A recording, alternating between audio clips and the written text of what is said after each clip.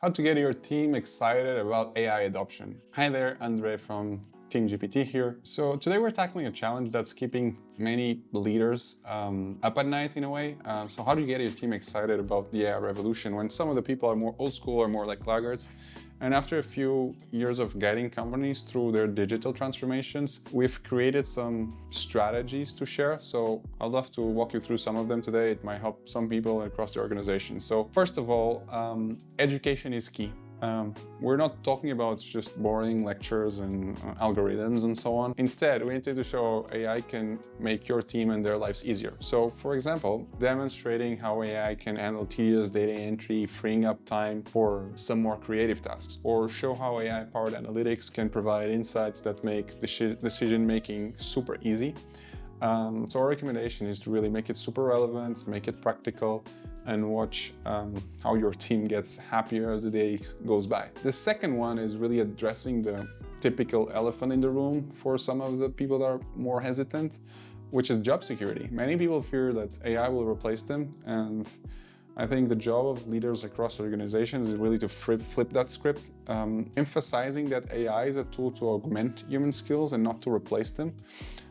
Share success stories of companies where AI has created new and exciting roles, and make it clear that it's not about sizing, it's about upskilling. So allowing companies with the same number of people to do a lot more. Third, start small and celebrate wins. Don't try go after a big ocean. Begin with like a little small pilot project that can show quick and tangible results.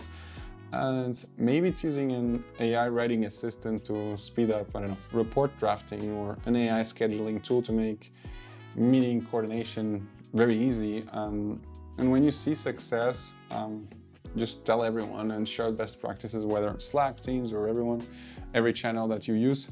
But I think nothing is more motivating than seeing some visible quick wins. Fourth, create AI champions within your team. Identify the early adopters, the tech enthusiasts, and give them the resources to experiment with AI tools. These champions can then showcase real-world applications to their colleagues, and they'll be like the internal ambassadors. So they'll create like a sort of a ripple effect of excitement and knowledge. So peer-to-peer influence, we think it's a very powerful tool, so use it as much as you can. The fifth point is really about making it fun.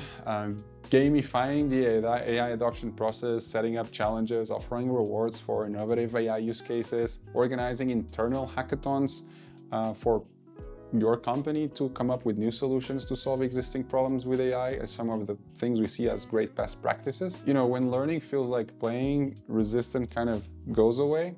So also you might uncover some new applications that you didn't know or thought about. So I think that's a super cool one and different perspective on how to lead this journey. Lastly, it's just leading by example. As a leader, whether it's in IT or CEO or CTO across these organizations, is very important to share your enthusiasm and be contagious. So share your own AI journey and be open to the good stuff, the bad stuff, the challenges, the victories, and so on. So I'd recommend you to show your team that it's okay to experiment, to make mistakes, and to learn.